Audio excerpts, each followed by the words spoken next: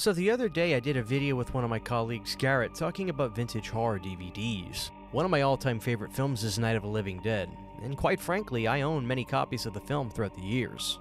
But it was interesting for me to learn that in 1998, the company Anchor Bay put out a specific version of this movie on DVD.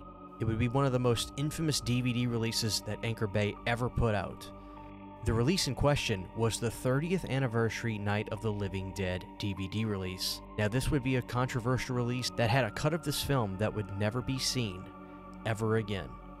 And for the first time, I just watched that version.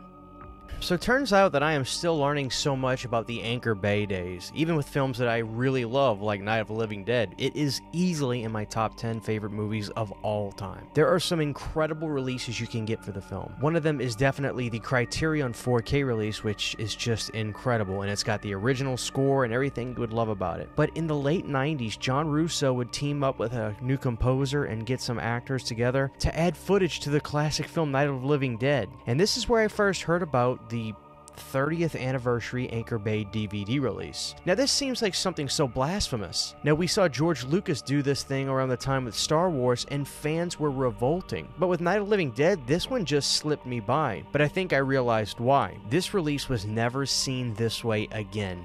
It happened, and as fast as it arrived, it disappeared.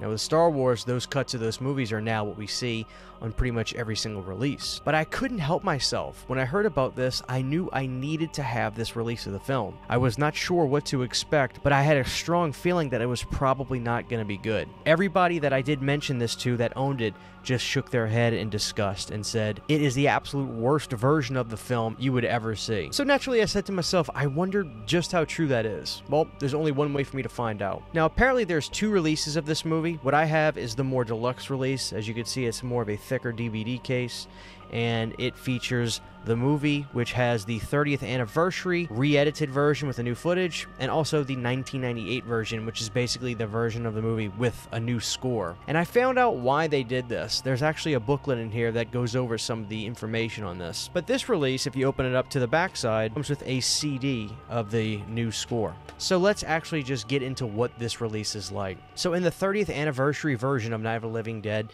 instead of opening up with that car coming up through the graveyard like we see in the original version, we see these two guys backing up this truck, putting a body and a casket in there that would then inevitably drive up to the graveyard, where we would start to see Barbara and her brother show up. Now in this booklet that comes with this release, John Russo described that they wanted to give context to these sort of things years and years ago, but because they had no time and no budget, there were things they just could not film yet, or just had no time to either edit or fit into the story. So what they did in this is try to give context and make that zombie that we see in the beginning have a backstory. And interestingly enough, the backstory for the zombie is horrible. He is a murderer. As a matter of fact, he killed a kid.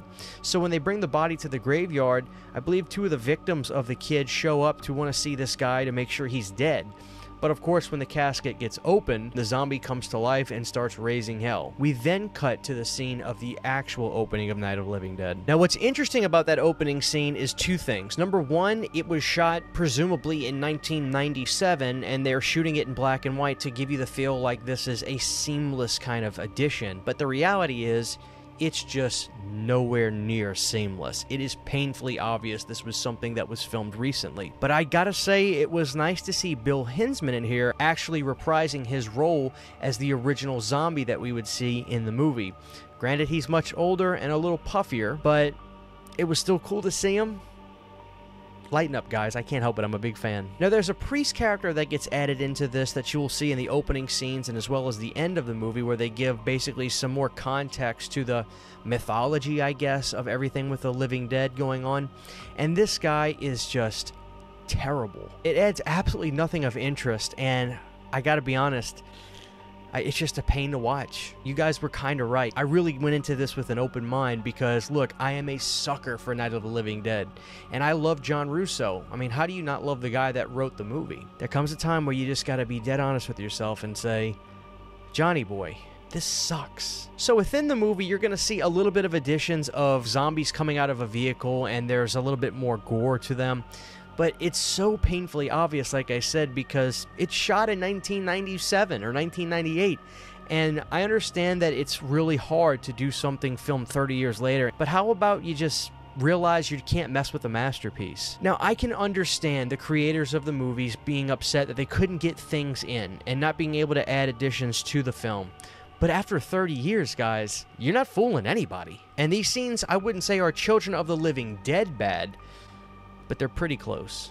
They just add nothing of value, in my opinion. The opening scene, maybe a little bit. Maybe. But quite frankly, why do we need to know that the zombie in the beginning of a movie was a murderer?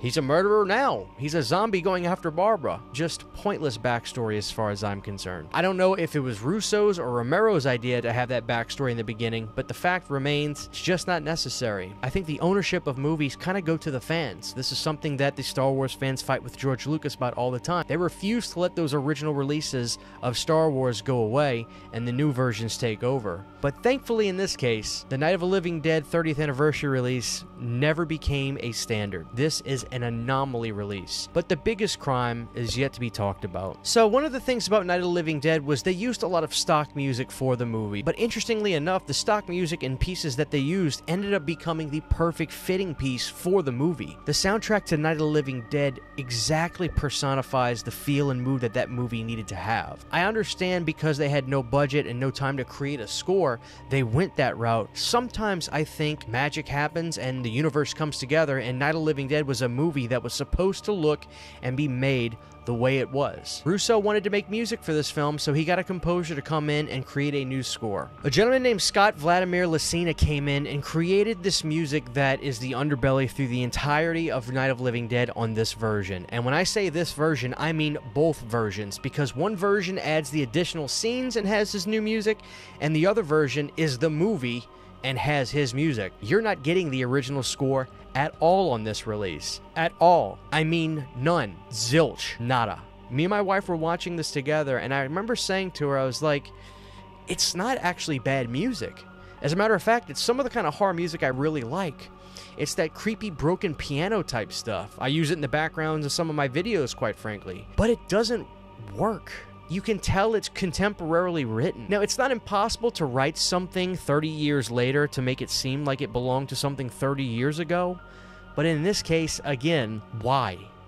Why would you do this? The score sounds cool by itself, I'll give it that, but watching it in the movie is beyond jarring. So that begs the question, is this the way I would watch a movie ever again? No, but I didn't know it existed. And I got to experience this finally. It's something I'm glad I did see, but it's not the way Night of the Living Dead should be seen. I love these sort of anomaly releases. Now, I know there's so much negativity with this release, but this is really something that is so interesting. If you want to watch this movie this way, there's only one way to see it. I don't know that this version is on YouTube, considering the new footage is probably under license from John Russo, and this is the only release where it happened. After this, it was never seen from again. As a matter of fact, I think Anchor Bay got a lot of flack for this release. This is just a really weird piece of horror movie history and physical media history. So it's something I'm actually giddy to own, but not a way I would watch the movie again. But I needed to experience it for myself, if that makes sense. Sometimes things are imperfectly perfect, and that is Night of the Living Dead. I haven't seen one person yet say they actually even remotely enjoyed this. But let's get yourself a good look at this release. I actually do like the artwork. It's pretty cool. Like I said, I've got the thicker version, and there's the backside. And just a reminder, when I say that you cannot watch the movie with the original score, you cannot watch the movie with the original score. Now guys, on the inside you are going to get a chapter selection page, and on this disc you're going to get the movie. And on the backside, and this is for the 2-disc collector's edition, you're going to get the soundtrack. Now like I said, the soundtrack's actually not that bad, but in the movie it just, you have to see it to see what I'm talking about. Where did I find out the information about why they did this? In this cool little booklet that came with the release. In this book is little interviews with John Russo, who talks all about why they wanted to do this, Bill Hinsman, the guy who played the most famous zombie of all time, and some of the other people that were involved in the reshoots and additional scenes. So at least we got some information with this. So with all of Anchor Bay's incredible releases that they've done and some of the nicest box sets they put out, this has to be the most hated physical media release from Anchor Bay of all time. And quite frankly, I'm really glad to have it. I love physical media, especially for weird things like this. Let me know your story with Night of the Living Dead's 30th anniversary DVD release, if you picked it up when it came out, the shock and dismay you might have felt, or maybe somebody out there liked this release. Is it you? Huge giant thank you to all of my Patreon supporters. Without you guys, this would not be possible. To get behind the scenes photos, videos, music, private live streams, and much more, you can subscribe to my Patreon for as little as $1 a month. Thank you to my patrons.